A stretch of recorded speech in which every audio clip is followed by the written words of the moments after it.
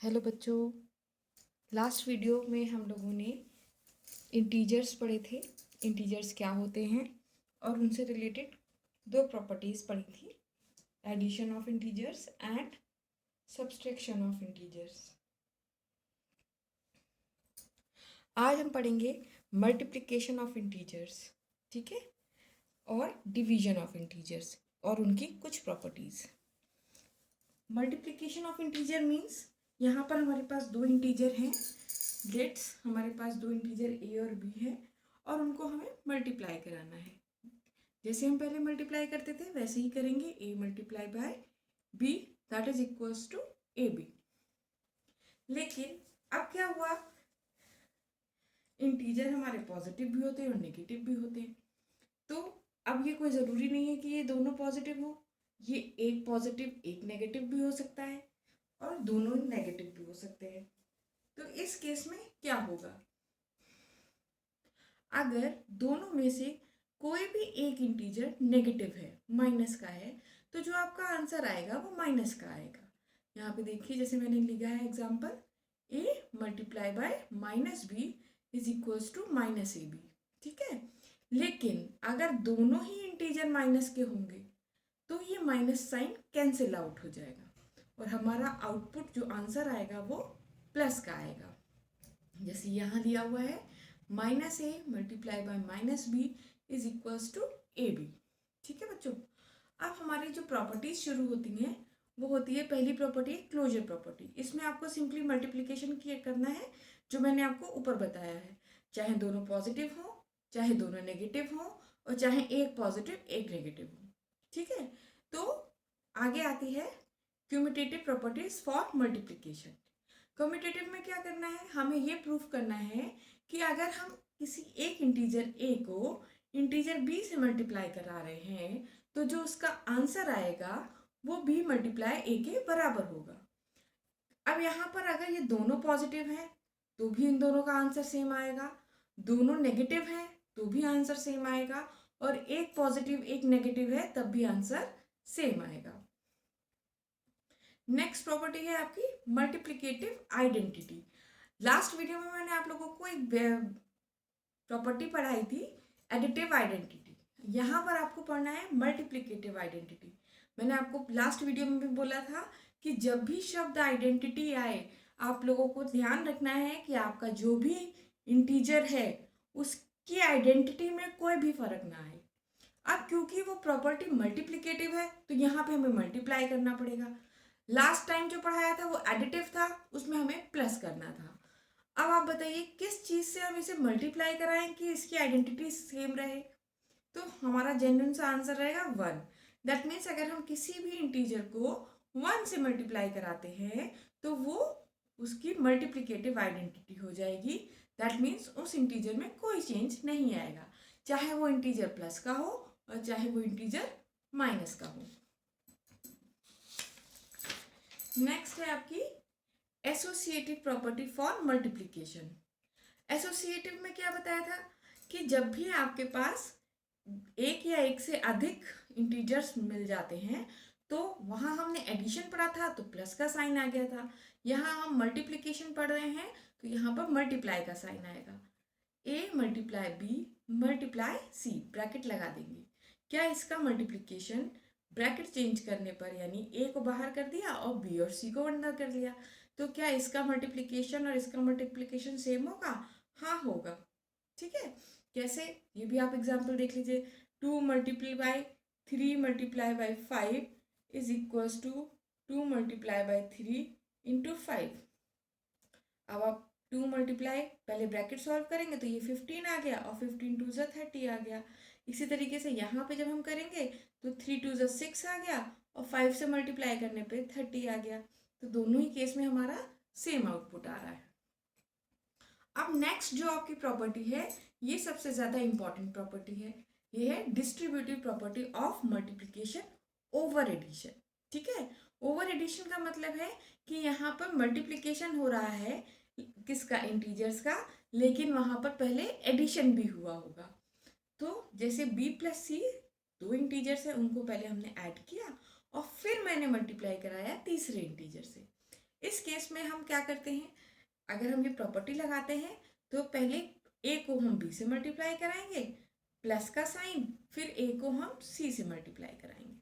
ठीक है, अगर यही प्रॉपर्टी आपकी सब्सट्रैक्शन में आ जाएगी तो प्लस के साइन की जगह यहाँ माइनस का साइन होगा और उसी तरीके से यहाँ पर प्लस की जगह माइनस का साइन होगा। ठीक है, ये आपकी मोस्ट इंपॉर्टेंट प्रॉपर्टी है। अब आता है division of integers. Division of integer मतलब जैसे हमने पहले मल्टीप्लाई कर रहे थे, प्लस कर रहे थे, उसी तरीके से हमें यहाँ पर दो इंटीजर्स को डिवाइड करना है। a divide by b is equals to c। इसको हम ऐसे भी लिख सकते हैं और हम इसको ऐसे भी लिख सकते हैं a is equals to b multiply by c। ये तो आपको समझ में आ गया होगा। यहाँ पर हमने इसे 1 मान लिया, यहाँ पर इसकी क्रॉस मल्टीप्लीकेशन हो गई। लेकिन डिवीजन ऑफ इंटीजर्स वाली जो प्रॉपर्टी है वो कहीं पर भी जस्टिफाई नहीं करती। मतलब आप ये नहीं कह सकते कि ये जिस तरीके से हमारी क्लोजर प्रॉपर्टी को प्रॉपर्टीज जस्टिफाई कर रही थी वो यहाँ पे जस्टिफिकेशन नहीं होगा। यानी हम ये कह सकते हैं a divide by b that is not equals to b upon b divide by a। जैसे हम अगर कहें 2/3 है तो इसका आंसर जो आएगा वो क्या 3/2 के बराबर आएगा? नहीं आएगा। ठीक है, इसी तरीके से अगर यहाँ पर कोई भी a डिवाइड हो रहा है माइनस b से, यानी हमारा एक इंटीजर माइनस का है, तो हम उसे minus a divide by b भी लिख सकते हैं, minus a upon divide by b भी लिख सकते हैं। ये सारे मेथड सेम रहेंगे। दोनों ही अगर इंटीजर्स हमारे माइनस के हैं तो जैसे मल्टीप्लिकेशन में कैंसिल आउट हो गए थे वैसे ही डिवीजन में भी कैंसिल आउट हो जाएंगे और a डिवाइड बाई b बन जाएगा, that is a upon b हो जाएगा।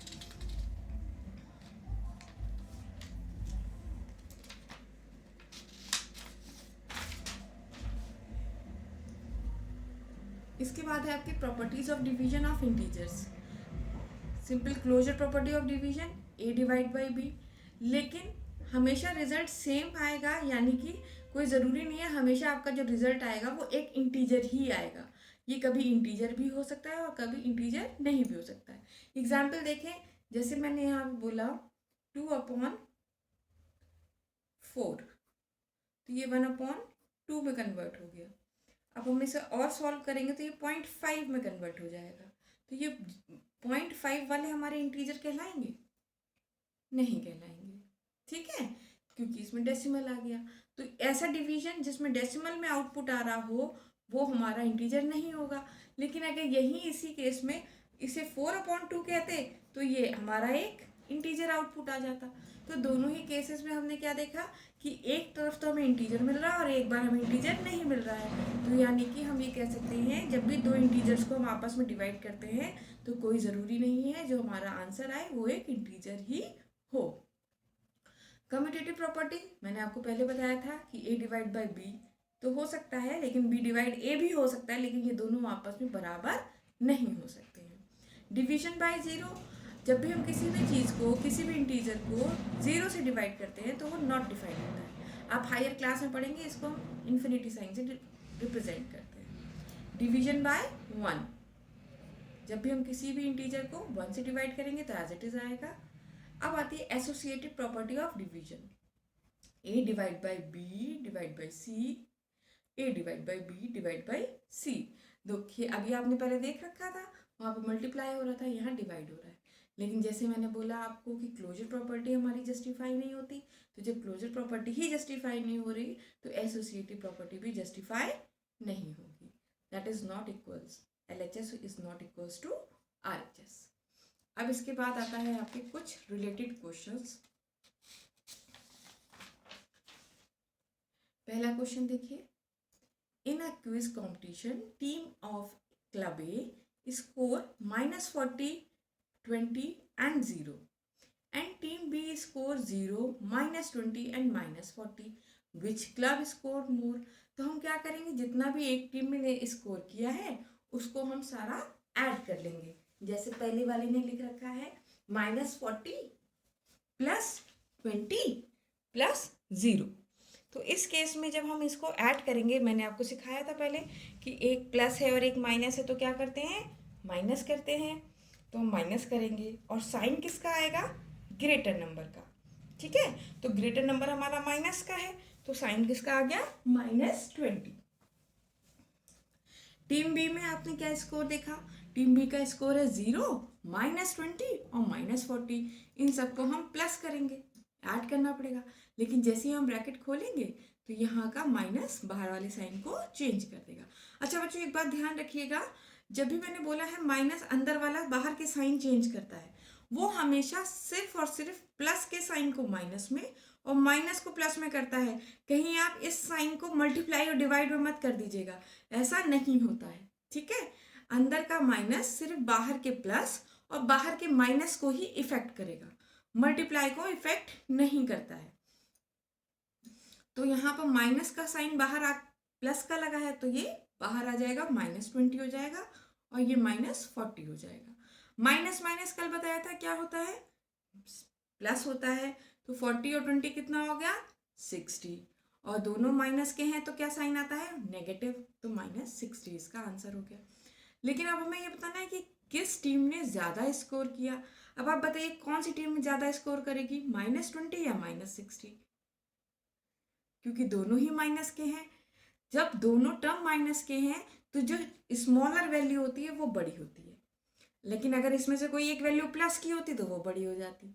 ठीक है बच्चों, फाइंड द प्रोडक्ट, हमें यहाँ पे प्रोडक्ट करना है। जैसे कि मैंने आपको बताया कि हमारे पास ये क्वेश्चन है, -12 मल्टीप्लाई बाय -11 मल्टीप्लाई बाय 10।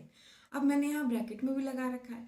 अब मैंने आपको बताया था कि अंदर के ब्रैकेट के अंदर अगर माइनस का साइन होता है तो बाहर का साइन चेंज हो जाता है, लेकिन कौन सा चेंज होगा, सिर्फ प्लस और माइनस। यहाँ मल्टीप्लाई है, ये कोई चेंज नहीं होगा। बेसिकली हम ये मानते हैं कि जो हमारे प्लस माइनस मल्टीप्लाई और डिवाइड होते हैं ये ऑपरेटर्स होते हैं।